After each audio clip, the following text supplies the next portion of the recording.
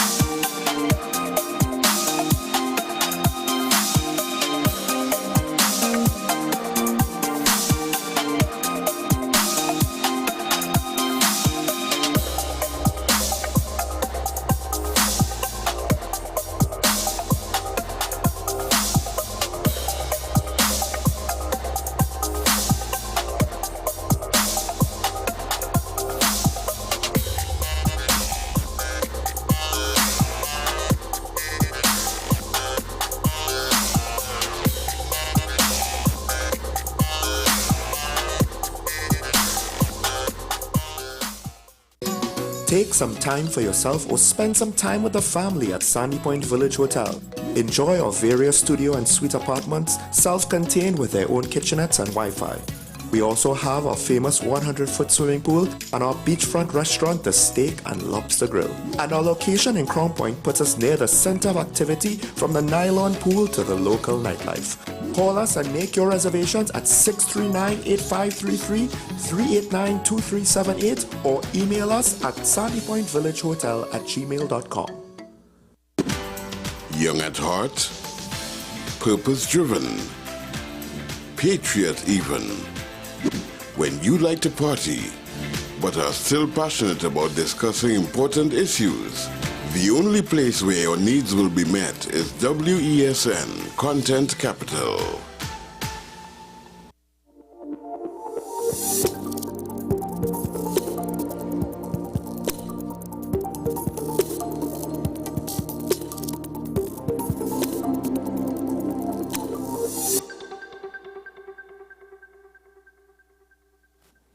This is 10 Questions. I'm Andy Johnson. Thanks for tuning with us here again at WESN.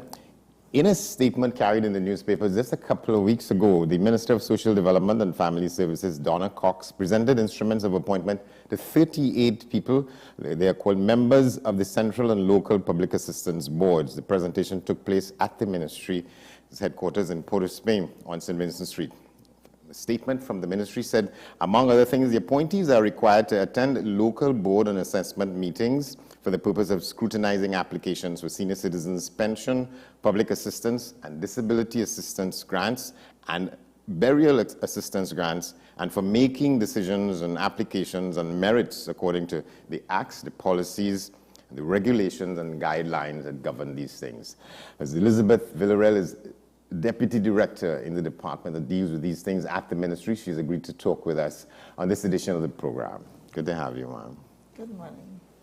All right, so let's start to talk about what is the difference between the Central Assistance Board and the Local Assistance Board, and how many? So there's one central board, and then there are several local assistance boards. Is it correct that the local boards sort of aligned with the local government agencies in the country, or no? No. The local board is not aligned to the local government agencies. Throughout Trinidad and Tobago, we have 11 public assistance boards located throughout the country. So each district has a board which is responsible for the decision making with respect to grants, which persons would apply for within their region. So our local boards comprise of, let's start from the west, the St. George West Local Board, which is located at the corner of Duke and Richmond Streets. We have the St. George Central Local Board, which is located at Plaza Aranjuez. We have the St. George East Local Board, which is located on the Eastern Main Road in Tunapuna. We have the St. Andrew St. David Local Board, which is located in Sangre Grande. We have the Nariva Mayaro Local Board in Rio Claro. We have the Victoria East Local Board in Princestown. We have the Victoria West Local Board in Sangre Grande. We have the Caroni Local Board in Chaguanas. We have the St. Patrick East Local Board, which is in Separia, and the St. Patrick West Local Board in Point Fortin. We also have a local board in Tobago. So citizens, depending on where they reside and seeking one of our grants, will need to visit one of the local boards in their area. Yeah, this is a question that I've had for somebody for the longest while, and because I'm confused, I tend to get confused sometimes. So you talked about St. Patrick East, and I've seen the breakdown in the country in various ministries like that still. And my understanding, I thought that when we moved from counties to regional organizations, so to speak, that the county system would have gone out of existence. But in education and health and everything else, those things remain. That's because it's easier to deal with the country like that in Caroni East, Caroni Central, Caroni West, St. George East, St. George West, as it used to be. And those locations are also convenient for clients to reach to, so it's easier for us to maintain those regions. So administratively, it's easier to work like that? Administratively, yeah. As the need arises, we may see the establishment of other local boards, because our clientele is growing, more persons are accessing our grants, so we may see the establishment of other local boards. It is the intention of the government to establish another office in Arima, so that persons in the Arima area may be better serviced, as opposed to having to come to Tunapuna for service, right? So in our more heavily populated regions, in time we may see the establishment of other local boards. So those things are under consideration as we speak? As we speak. Yeah. Yeah. So let's talk about the difference between what the central boards do and what the local boards do. All right. So all applications for our grants are approved by a local board. Decisions are taken at the local board. We have local board meetings once per month where members would meet and decide on cases, applications, and decisions are taken on whether to continue assistance for persons, right? Sometimes someone may an application may be rejected at the local board level, and someone may be aggrieved by the decision. They may not agree with that decision, and there is an opportunity for that person to appeal the decision. It is appealed at the central board's level. So the central board there oversees the activities of the local board. The central board also is responsible for making rules as well, so from time to time, so that the local board can, better operate. Yeah. Right? Right. Another question, given what I've seen in the public space over a period of time, I was saying when I was growing up, it was known as the old age pension. My grandmother and people like that in the village, I used to go and help people when they get, at that time, I think it went up from $11 to $14 at a point, and people were celebrating. that dates me, so to speak. And so I followed it for a long time in that period and after that. And then when the point came where there was a discussion that, people felt that you had a right to it once you got to the age. And then when, I think it was under one of the administrations of the late Prime Minister Manning, the idea of the pension sort of got de-emphasized, and the issue of the grant sort of came into the picture. And there were a lot of discussions about that, and people were worried that, well, people felt they had a right to it. And if you say the grant, then you could or could not qualify for it. You think those things have been dealt with sufficiently, in your view? Well, it's still called the senior citizen pension. However, you still have to qualify for it. It's not automatic. Not because you have attained the age of 65, you will automatically qualify for the senior citizens pension. You still have other criteria to satisfy. There's an income criteria and also a residency criteria. Okay? If your income exceeds $5,500 per month, you will not qualify for the senior citizen pension. There are different bands, all right? Based on your income, you can qualify for different bands. So if, for instance, if your income is between $0 and $2,500 per month, you will qualify for the maximum of $3,500. Between $2,501 to $3,500, you'll qualify for $2,500. Between $3,501 to $4,500, you'll qualify for $1,500. And $4,500 to $5,500, you'll qualify for $500. So it's not to say that you cannot have an income, but based on your income, you will qualify for the grant. Yeah. So the ceiling there is $5,500. $500, yes. If you're getting that. Anything over that, you don't qualify. To what extent there's any discussion as to whether that is, that sort of satisfactory to people, what $5,500 will do a month. A lot of people will say, well, that's not enough to take me through. In the same way that I've heard discussions about, well, national insurance is another thing. I've heard a man say, well, that works out to $30 a day, and nobody can live on that. But so people who get their national insurance, because that was a contributory, it is a contributory program, can still qualify for. Yes, they will qualify for $2,500. If national insurance of $3,000 is your only source of income, you can still apply for and qualify for $2,500. You still have to meet the other criteria of age and residency, though. Yeah. So, and that takes you up to the 5.5. So the 5.5 is sort of like the global figure out there in people's minds as to, so you can't get more than that from the state. No. And if you're getting that as your senior citizens grant, you can't get public assistance, you can't get disability assistance. You cannot receive pension for yourself and disability assistance for yourself or public assistance for yourself. You cannot get two grants for yourself. However, an adult man who has a dependent spouse who may not be as yet entitled to pension, and if that senior citizen pensioner, the male or the husband or the one who has responsibility for the spouse, is disabled from earning, they can apply for public assistance on behalf of their dependent wife, their dependent children under the age of 18, right?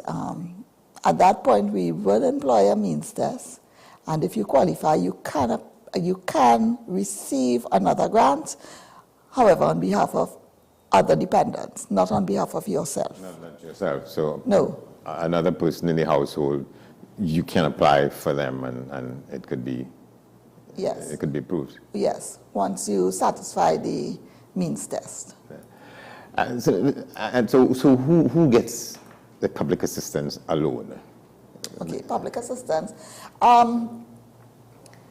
Several persons can qualify for public assistance. An adult, single adult, can qualify for public assistance on behalf of themselves if they are medically disabled from earning. There must be evidence of your disability, which is obtained via a prescribed medical report, which we issue to you to have completed at a government institution. It must be from a government institution. So an adult single person who's medically disabled from earning can apply, once it is that you're in a household that satisfies the means test, public assistance would be granted for you.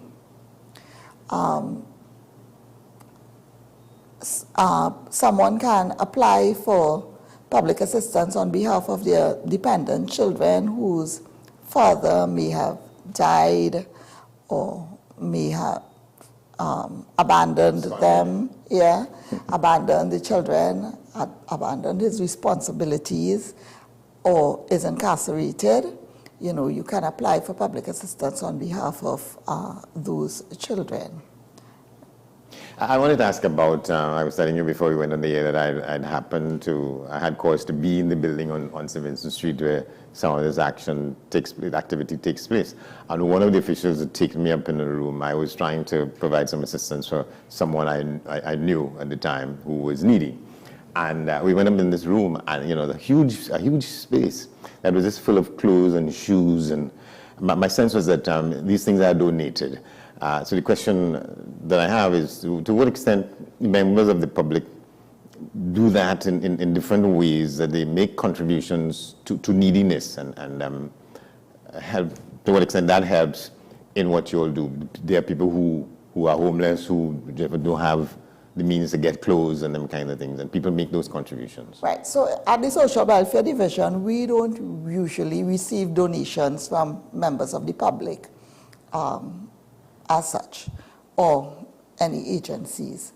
However, it is not uncommon that at some local offices, we would collect items, sometimes from staff, sometimes we collect money and buy some groceries so that we can give to a needy client who may appear, but it's not, that is something that the staff does for themselves, right? So we don't really have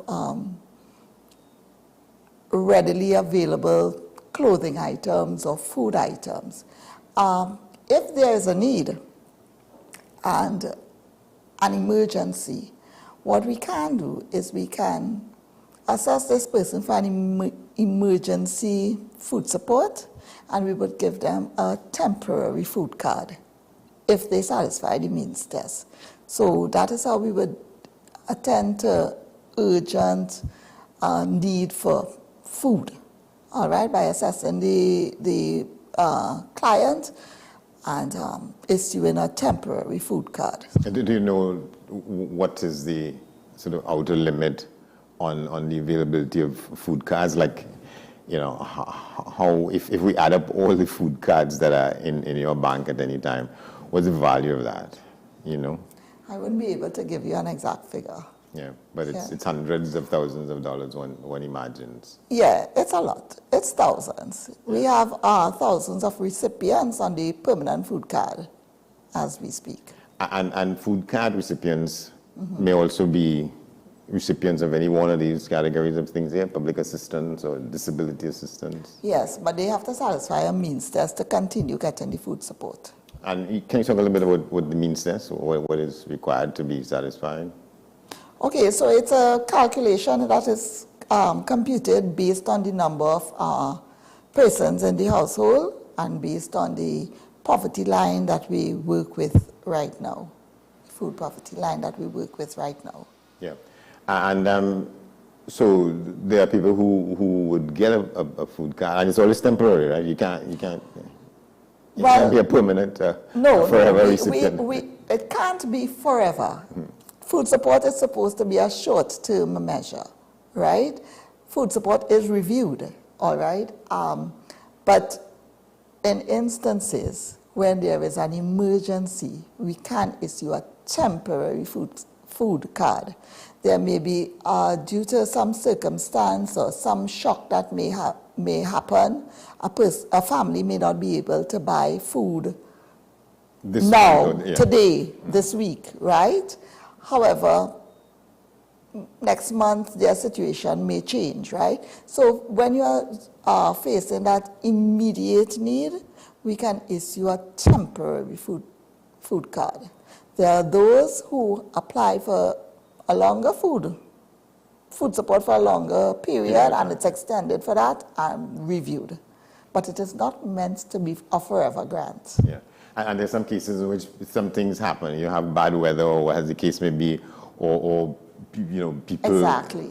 So temporary food cards are issued when we experience national shocks, hurricanes and floods, and where persons would have experienced loss, unexpected loss. Temporary food cards are issued. Okay. Let's talk a little bit about these appointments. So 38 people have been appointed recently. What's the full complement of people who manage and operate and effectuate this system, you think? Okay, so the local board members, we have 5 local board members at the local board level, okay? However, we have regular staff at the local boards who are the ones who are responsible for going out there and investigating applications, writing their reports, and making recommendations to the local board. The local board will deliberate on the applications and make a decision. Yeah. So these 38 people are simply members of these boards who would sort of supervise the work of the people, of the public servants and employees who actually do the thing, right? No, they will not supervise the staff. They would deliberate on the cases, not supervise the staff. Right. The staff are public servants, right. Okay. But the local boards are politically appointed. Right. Mm-hmm. How often do these boards meet? How are they required? Once per month. Every month? Yes. Yeah. Once per month for a local board meeting. However, we have what we call a disability assessment meeting at the local boards, where persons who apply for the disability assistance grant, they attend a meeting held by members of the local board, and their grant is assessed, their application is assessed. What are some of the stresses that you find from your own experience as a public servant, and maybe your interactions with people who've been on the boards in this kind of a public assistance program? Generally, let's call it public assistance, whether it's the grants or the disability or the burial assistance. What are some of the stresses in it? You find that it's a hard road to hoe in terms of having the available resources spread across the needs and the applications? Well, it's always difficult when we hear that persons applied for grants and waiting approval for a long period. However, our major stress, as you would call it, is our shortages of funds? Of staff. Staff? Yeah, not necessarily funds, but the shortages of staff. We really need a lot more persons out there doing this work. And the shortage of staff doesn't have much to do with the availability of the hands and legs. It's what the system can carry, how many people can be employed. Is that it? Well, I gather, because in reality we have a lot more persons accessing our grants now. We have, COVID has shown us that persons can become vulnerable very easily. In the twinkling of an eye? In the twinkling of an eye. We've seen a lot of persons who have not recovered as yet, who have not gotten a job as yet. And those persons are accessing our grants, may it be food support or other grants, right? And with the increase in persons accessing the grants, the demands on the staff has become more, so we really need to look at that, and we need to get more persons in the field. We're also faced with an aging public. We have a lot more persons. Aging society. An aging society. People are living longer. People are living longer, and people are applying for our grants. In larger numbers? Yeah, in larger numbers. Persons who traditionally never applied for senior citizen pension were we're observing that they are now applying for the pension. So the demand on the staff is a lot more. Yeah. And somebody can't be in possession of a pension from where they worked and they got to the retirement age and still make a request or make requests for the senior citizens grant. Yes, you can. Yeah. If what you're earning is less than this 5.5. Correct. So if you're getting 3,000 national insurance and 1,000 from your former employer, you can still apply for senior citizen pension, and based on what your income is, you would qualify for a pension. Do you get a sense, I mean, from your experience in doing this for however long, and working with people at different levels on margins, as to what is a viable income for somebody in retirement? Why, somebody basically, they don't. Well, when you get to retirement, unless you were, in a very fabulous job where you're getting $10,000 a month and so on as your pension, people's standard of living tends to fall once they get retired and so on. Yeah. Well, I wouldn't want to guess that, because as we age, our needs increase and our incomes become fixed. So I would not want to guess as to how much should be an adequate amount of pension. But in making those decisions, I guess the decision makers also have to consider how many persons we have on the grant as well. And we have to consider if we can sustain it, can sustain the grant if the grant is higher, so. Are these discussions that take place from time to time, intermittently, in your department? Not in my sphere, but I'm sure that it takes place at another level. Yeah. Yeah. Because this is a major issue, the whole business about public assistance, and it's taken, and it continues to take a larger slice of people's attention and people's consideration to keep addressing this. What does it tell you about, well, the social state in the country, the number of people, let's say the percentage of the society that keeps lining up or signing up for some kind of public assistance? What I can tell you is, based on the figures we have, when we look at the number of persons who are applying for the grants, it is increasing. We're seeing it increasing, so you know that there are a lot more persons out there who are in vulnerable states. Yeah.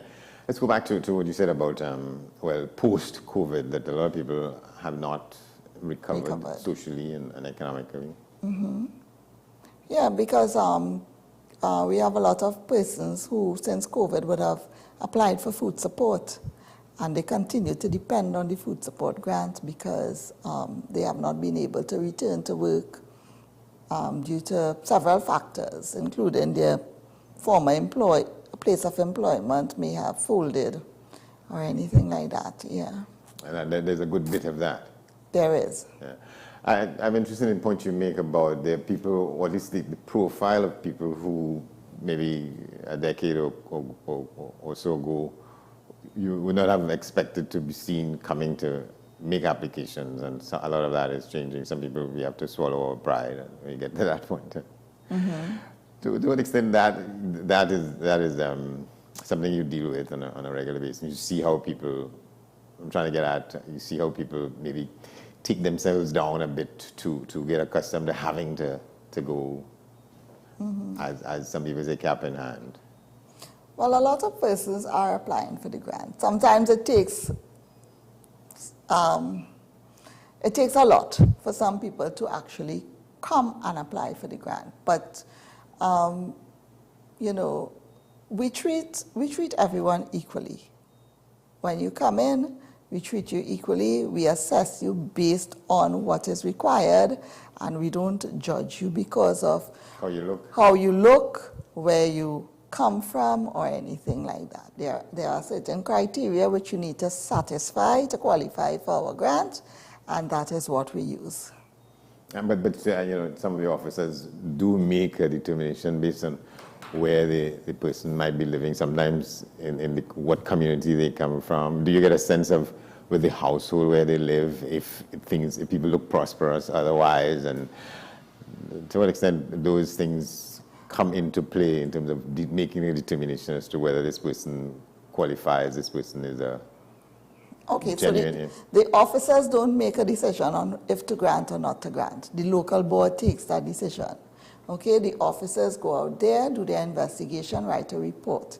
Their report is vetted by their senior, right? And then after that, it is vetted by the supervisor, the local board.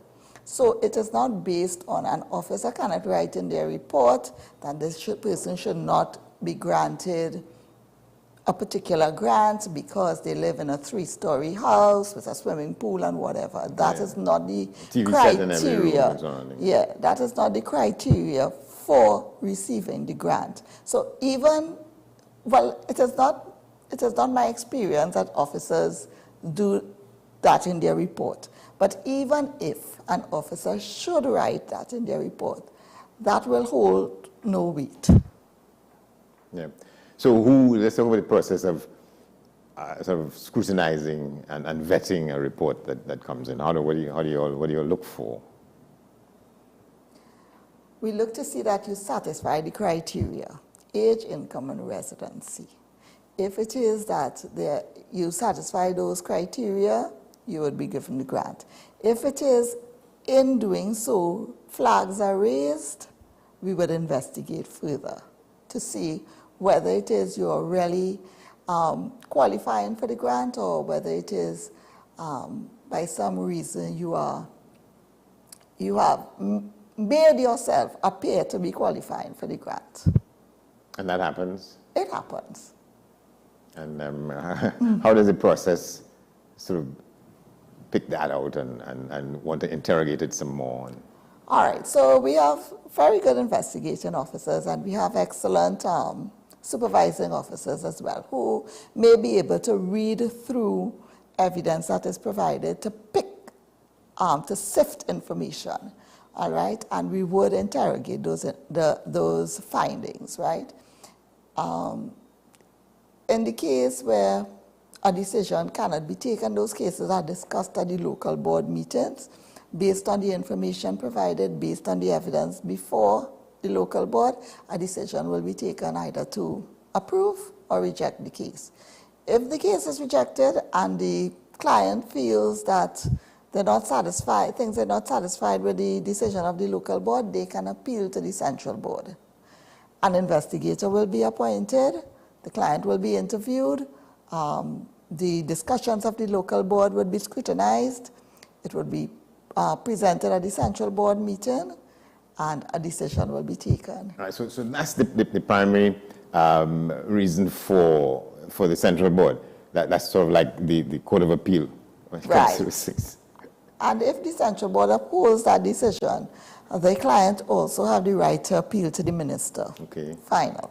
And that happens? It does. It does. Because some people would be insistent.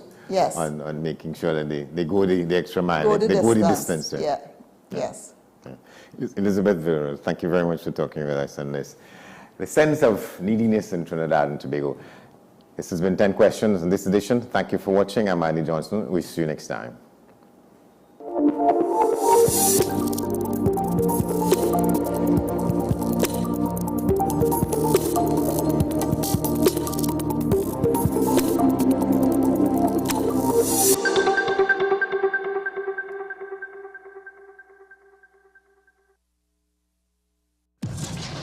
We exposed 5 strangers to KFC's delicious chicken to see if any time could be KFC time. And at the first bite, the party began. We repeated the experiment during the day, during business hours, on weekends, with sunshine, with rain. And it's confirmed. KFC's flavor makes anytime KFC time. KFC, it's finger licking good. WESN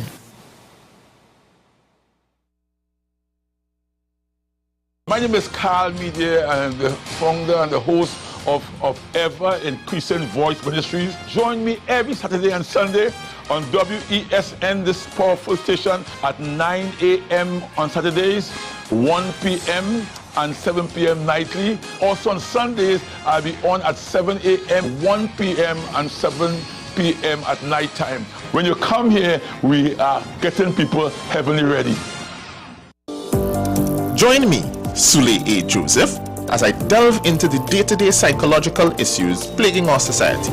We will discuss behaviors that encompass the biological influences, social pressures, and environmental factors that affect how you think, act, and feel. Sight, Thursdays at 11:30 a.m., only on WESN, Content Capital.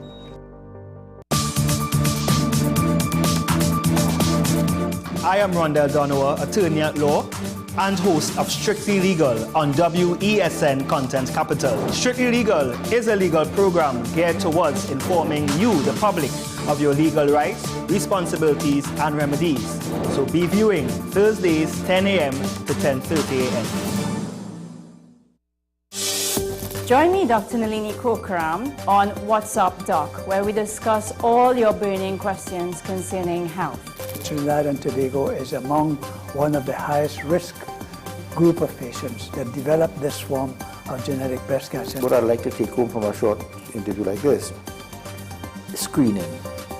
You must screen. Because it's silent. It's silent. Yeah. And because it's silent, you don't know it's there. What's Up Doc, every Tuesday and Thursday on WESN, Content Capital.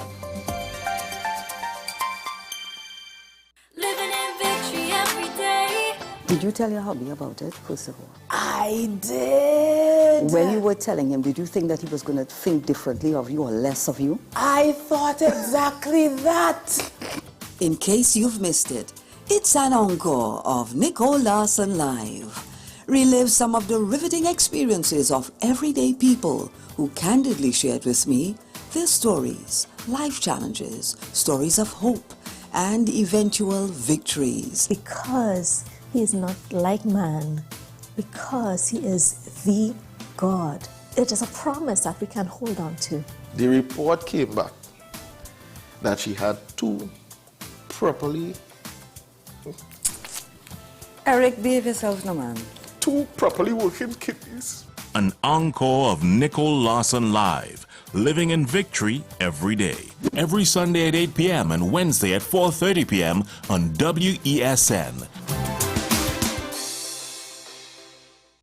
This city can't hold me, my vibe's too high, and my heart it told me jump right now, you will touch the sky. Feel my love unfolding like a laughing flame. All who did not know me when not done, they gon' know the name. Million people coming down, dancing to a song. Love is life and life is love, blessings from above. Can you feel the love that's in the air? Well, if you feel it, let me hear you say, dancing, moving, moving everywhere. If you feel it, let me hear you say, na na na na na na na na na na, eh na na na na na na na na na. When I lost and can't find my way, is your love help me elevate? And when they try to block, I still come again. It's the way you lift me up, I could never give it up, no. This is the way we celebrate independence. This is how it should be done. An event like this brings everybody out. All different race, creed, everything. This is our country. And how is the best way to celebrate our independence? With our national anthem. The vision I had 6 years ago, trying to make people happy. We started this event not to stop. This event must continue. And at independence, we could celebrate it together as a country. Even though the hard things, struggles, we will always remain together as one people. Thank you.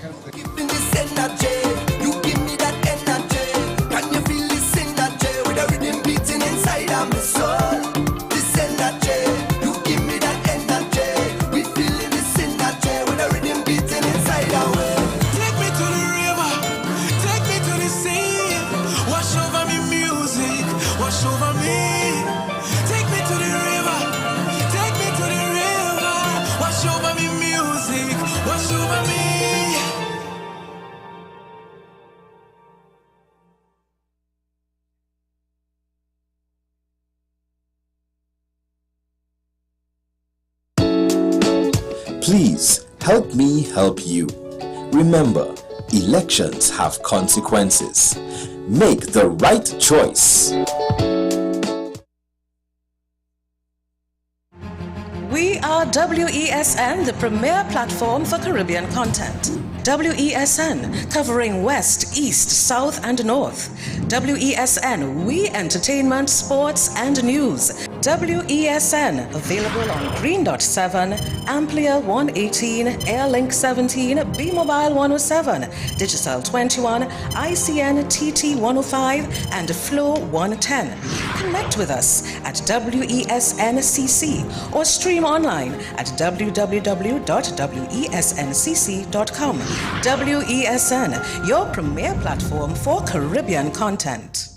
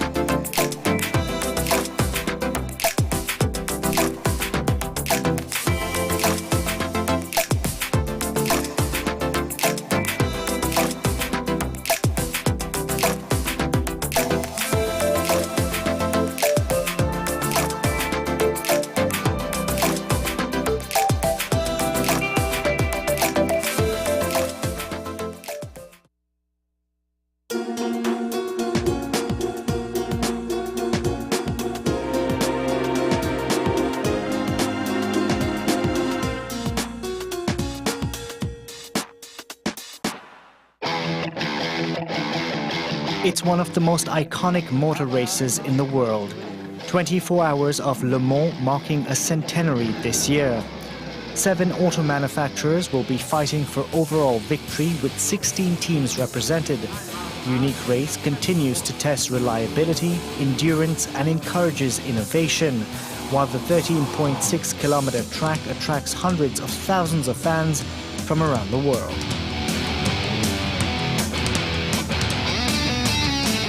Hello and welcome to France in Focus. I'm Delano D'Souza. In this edition, we're shining the spotlight on one of the most prestigious races in the world. 24 hours of Le Mans has been referred to as the Super Bowl of motorsports. The Endurance Classic is both a physical and mental challenge. Each team has 3 drivers who alternate over the course of a day, and the car that covers the greatest distance in the span of 24 hours wins. Well, they just want to see what's happening in there, so. Sébastien Bourdais feels at home in Le Mans for a good reason. He grew up here, and this is where he discovered his love for racing. At the age of 20, Bourdais competed on the racetrack in Le Mans for the first time. C'est là où réellement je me suis dit. At that point, I said to myself, there's really something here. I absolutely have to race at Le Mans.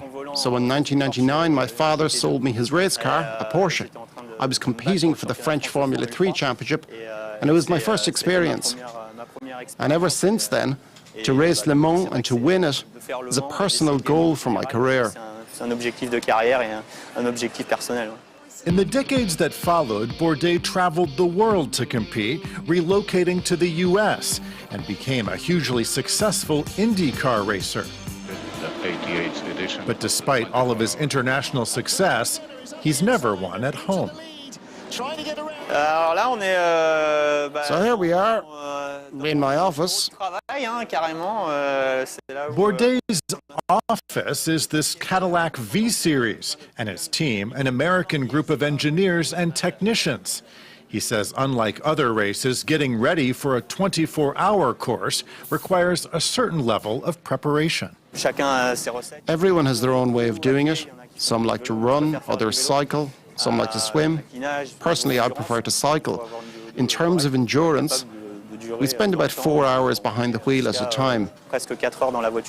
So when it's hot, your heart rate and your body temperature go up. So in general, it's these extra physical factors that make it difficult. Behind the wheel, 4 hours at a time, even his helmet provides certain comforts. Here's where the cool air comes in, and the beverage connects in the middle and is cooled by the air as well. Bourdet knows what can go wrong at Le Mans and says there's little to no room for error. You have to perform at 99.9%. There's always the chance of a loose tire, or there could be gravel on the track, or an oil slick, or some liquid. So you always have to be at your maximum level to deal with these things, to react to something unexpected, and to lose the smallest amount of time possible. And at the same time, not to make a mistake, because one mistake could cost you. In general, there's always a car going as fast as you and that isn't making mistakes. So you have to be that car. Bourdet says Le Mans is not a race of endurance, but a 24-hour sprint that demands nothing short of perfection. Checkered flag on car 8. 24 Hours of Le Mans is known for its diversity, star power and innovation. The Automobile Club de l'Ouest started the race in 1923 at a time when there were very few cars on offer. Pierre Fillon, thank you very much for joining us here on the program today. Talk us through how this race began.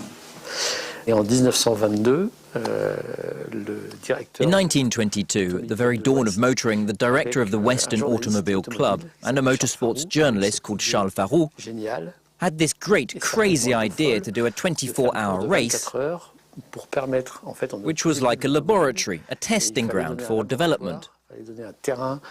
The idea was for all car builders to demonstrate the reliability and the performance of their vehicles. So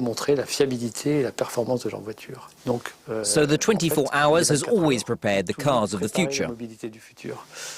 One of the criticisms about this race has been the enormous carbon footprint. So what does a race that prides itself on innovation and technology do to address this problem? Since 2007, we have been very concerned about the carbon footprint problem. And at Le Mans, we were the first to have a hybrid in the race. Many of our cars today are hybrid vehicles. This has allowed us to reduce by 50% our fuel consumption and, in turn, our carbon dioxide emissions. Since last year, we have been the first motor race to use 100% renewable fuel, which contains not a single drop of oil. This fuel is made from vineyard residues, French vineyards too. So that has allowed us to further cut our CO2 emissions by 70%. And we're working on that for the future, because from 2026 we will have hydrogen technology for the Le Mans 24-hour race. I was going to ask you about that, because a challenge has been set for next year to have a hydrogen-powered car. Where are we on this? We already have a racing car. It's not competing in the Le Mans 24-hour race, but it is in support races. It's basically a laboratory, allowing us to develop the technology for the fuel tank and for refueling in pit stops, for example. This is all done with what we call the 24-hour mission. And at the same time, we are working with 8 car builders to set up rules which will help them have hydrogen cars ready by 2026. By then, we'll have zero carbon emissions. There have been 63 female drivers over the past 100 years at Le Mans. The race is one of the most diverse races in the world. You've had the most number of female drivers, but 63 still doesn't seem like a whole lot. What do you do to encourage more women and more female engineers to come here to Le Mans? There are a lot of women working in motorsport.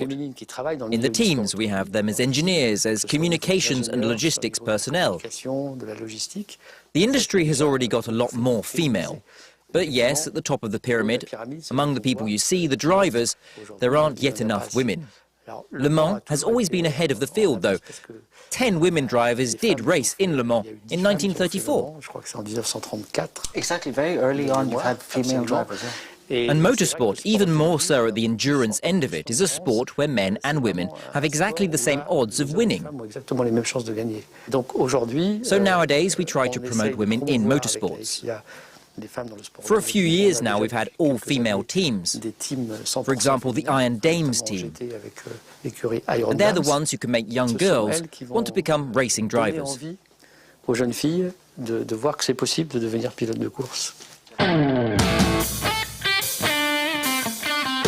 Over 200,000 fans flocked to Le Mans to watch the race.